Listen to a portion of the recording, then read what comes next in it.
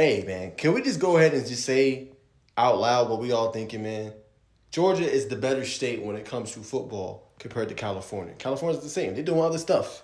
You know what I'm saying? It's SoCal, it's LA. You know what I'm saying? The crop of talent here is just better. We finna go through it all. But shout out to UC Report because they put this together. I think it's a great list we should talk about. All right, let's go ahead and start with 2022. List is insane, bro. All right, so we got Travis Hunter Jr., who's obviously he's going into the NFL draft. It's going to be obviously how you say a lottery pick, a top draft pick. Shouldn't go past top five, right?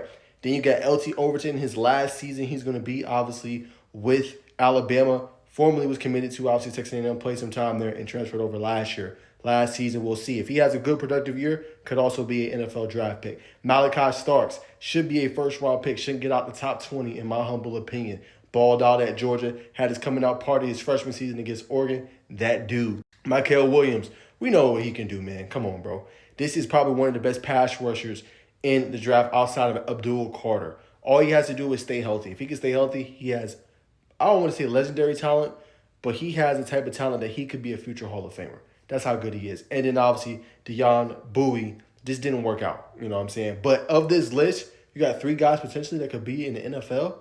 Insane. Out of just the class of 2022 now. We're starting to see, obviously, Damani Jackson start to turn on, a former five-star. Had a really productive year, obviously, for Bama this past year. 27 tackles, 2 interceptions, whole bunch of PBUs. He's looked good so far.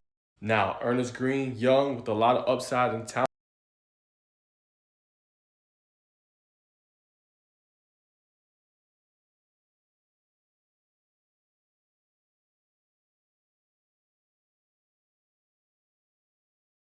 That's a 2023. Probably one of my favorites. Whole bunch of studs, man. You look at both sides. Malachi Nelson, unfortunately, didn't work out at USC. He's now at UTEP. See if he can go ahead and develop and, you know what I'm saying, become that guy. Nico Alemi I might be saying his name wrong. Y'all forgive me. But I like him. I think the dude is a stud. You know what I'm saying? I'm curious to see what happens with him with Tennessee. Now, look, last year they made it to the college football playoff. Whole bunch of upside. Definitely probably one of the better players we have in the sport itself. You know what I'm saying? But can he take that next step forward? Obviously. Next up, Jaden Rashada, obviously transferred over from Arizona State and went to Georgia. At the time, it still didn't make a lot of sense to me because what Georgia had at quarterback, now he's right back into the same situation. He's going to have to wait until the spring portal officially opens up to make a move. Be interesting to see what he's going to be able to do. All right, now Jurian Dickey, obviously, that's going to be a guy we have to still continue to wait to kind of assess to see what happens. I believe he transferred over formerly of Oregon, but going to be a guy to continue to see what he's able to do. Now, to the Georgia side, man. Dylan Lonergan, formerly of Alabama. He's going up to Boston College. I like the fit with him and obviously Bill O'Brien. I think he could be a stud there. Vic Burley's going to be a name to continue watching that Clemson defensive line. We know about Peter Woods. Can he take that step forward? Remains to be seen what he's able to do. C.J. Allen, been hearing a lot of buzz about his name, obviously there at Georgia.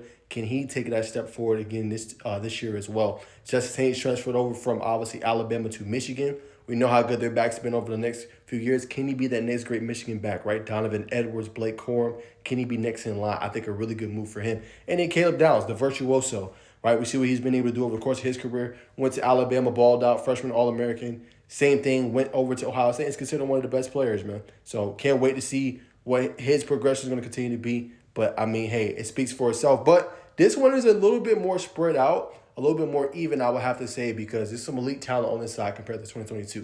All right, now 2024, Dylan Rayola, true freshman, came in there and was hitting haymakers, man. Now, look, this season didn't go how it was supposed to go, but he absolutely balled. I'm telling y'all, he could be that guy that we see next year or the following year that's in the NFL draft, man. If he puts together a couple more good seasons, he's that good, right? Then you look at Sammy Brown, true freshman. I knew what he was going to be able to do, right? Made, I think it was SEC freshman of the year this past, or ACC freshman of the year this past year. Kid is a stud, man. Like his ability, he's going to be a dog. Now, KJ Bolden, another one I got a chance to see up close and personal at Buford.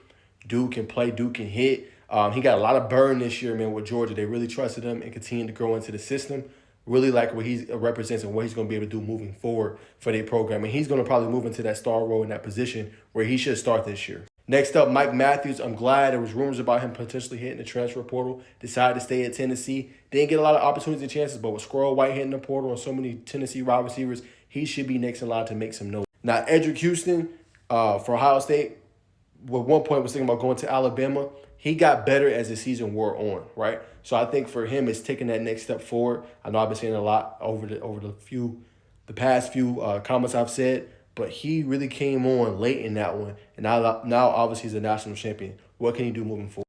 Now, back to Ohio State. Julian Sayin. That dude, I ain't gonna lie to you, made a great choice going to Ohio State. He now gets the keys to the car, right? Obviously got Taven St. Clair. He might be on a short leash, but if he can come out, he got the weapons, he got the receivers, right? There's no excuses there, right? Carnell Tate, Jeremiah Smith, they got dudes all over the dang field for Ohio State. They should be right back in contention once again in the Big Ten and national championship contention. But a lot of pressure for him moving forward. Can't really evaluate him because he didn't play last year. All right, another guy I thought was a dog, and I'm going to go ahead and put Nate Frazier, man. Obviously, with everything going on with obviously Trevor Etienne, he's gone. Now this is Nate Frazier's job to lose. Obviously, Georgia is a platoon system, so they run a whole bunch of different guys coming in and out. But I think, what he did against Clemson week 1, hey, he showed you that boy not playing. And as a true freshman, he gained a lot of trust from the coaches. I think he's going to only get better, man. So that kid right there can absolutely ball. And Xavier Brown, what about him? Had that late interception in that game to seal the win against, obviously, Georgia. Absolutely came on towards the end of the year. Should get better and better moving forward. This one is same kind of thing. A little more even, but I still get an edge to Georgia on this one because I think you're going to have key contributors, right? This guy balled. Sammy Brown balled. KJ Bolden balled, right? Execution got better season one. Julian Sayin remains to be seen, but has a lot of upside. Nate Frazier, he balled. Sabian Brown balled, but that's only 2 compared to maybe 3, 4 for Georgia. All right, y'all. Last but not least, let's go ahead and wrap up with 2025, right? Should be a good year. What freshman is going to make the biggest impact this year, obviously, in college football, right?